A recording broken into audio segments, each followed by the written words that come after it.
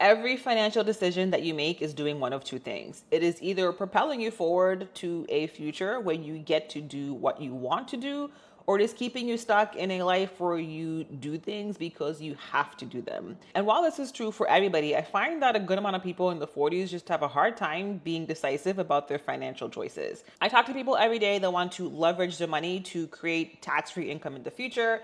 And my clients that are under 30 are pretty decisive. My clients that are 50 and 60 are pretty decisive. But for whatever reason, people in the 40s, a higher percentage that come to me are more indecisive versus the ones that are like, yes, I'm clear on what I want to do. And one of the worst things you can do for yourself and your financial future is to outsource your decision-making capacity.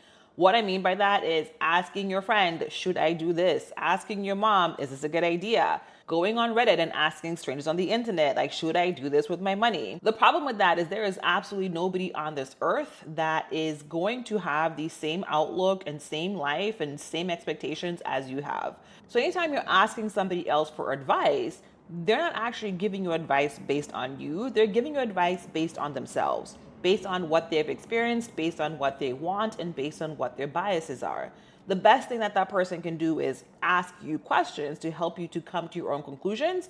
But if they're just telling you, hey, you should do blah, blah, blah, blah, blah, it's based on them, not you. And if you take their advice, then you are essentially giving up control over your life to live somebody else's life, which doesn't sound like a good time to me. What I'm going to walk you through today is the AAA formula, which is what I use with my clients that are wishy-washy to help them to be confident in their decisions. And honestly, that is the biggest difference that I see with people that are in a financial position where they have the option to exit the 9 to 5, whereas people that have to work is the people that have more options financially are very confident in their decisions. When we think about confidence, we usually think about, confidence in terms of how someone looks, or confidence in terms of how someone talks, or being able to be in front of people. But confidence to make financial decisions and stick to them, regardless of what the external is saying, is a highly underrated skill. The first thing that we want to do to increase our confidence in making our financial decisions is really to awaken, wake up. What do I mean by that? When I think back to my 20s and how I spent my time and what I thought was important and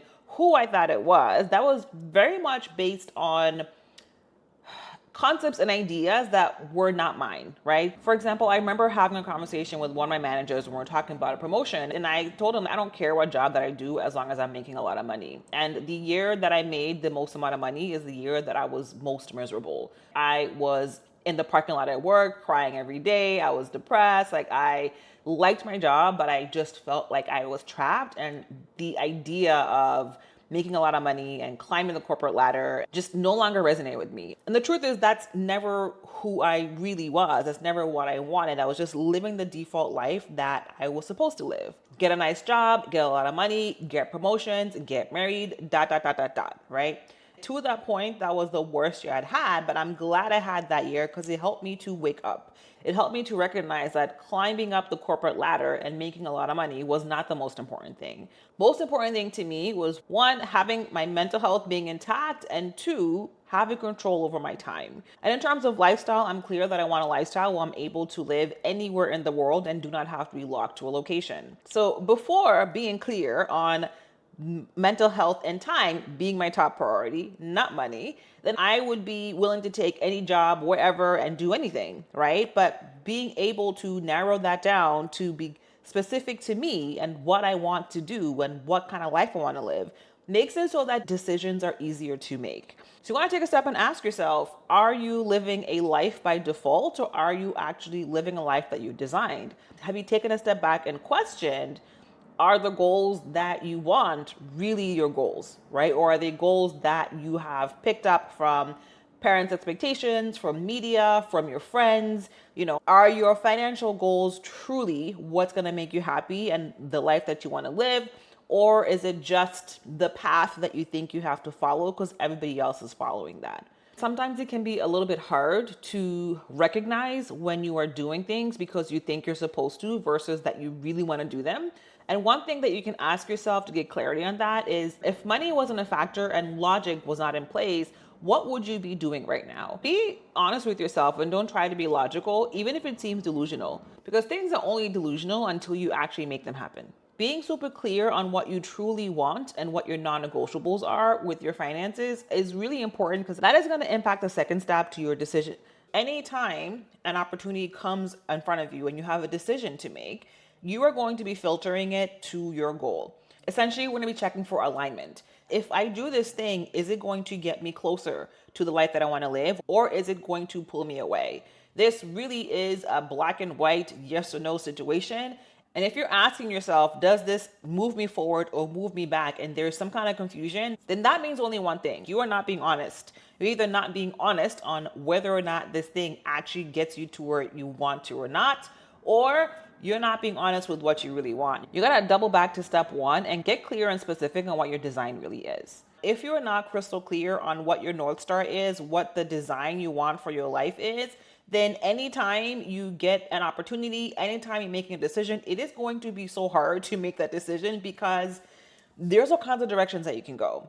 If your decision is just, I want to make money, there's a lot of opportunities that to make money that may not work for you. Do you want to be the next kingpin? Do you want to be a nurse anesthesiologist? Do you want to be the CEO of a company that is working, 24/7? There's all kinds of ways to make money. So if you're not very specific on what kind of life you want to live and what kind of things you need to be part of that life, then you're going to be pulled in all kind of directions and you cannot make decisions, which means that you're going to end up saying yes to things that are going to keep you stuck as opposed to propelling us forward to living the life that we want and having more options. Perfect example of how checking for alignment is really important and will stop you from wasting time. An opportunity came up for me to learn how to be a general contractor. And initially I was like, oh, that sounds exciting. And I actually signed up for an informational.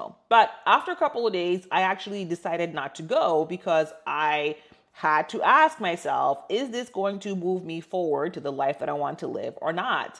And the lifestyle that I want is a lifestyle that does not require me to be in a specific location. And if I'm now a GC, I am locked into a specific location for a while. While it's something that I know I'll be good at for a variety of reasons, it just does not align with the life design that I have for myself. Once I just reminded myself of what the end goal was, not going to that class was not a hard decision because it just did not line up with what I wanted. And when you get good at filtering things out and saying no to the things that don't actually matter, what that means is you have more time to invest into the things that are going to move you forward, which means you are not going to be wasting time and you're going to get to your end goal, your designed life, sooner. Once we've filtered through with, is this moving me forward or is this keeping me stuck?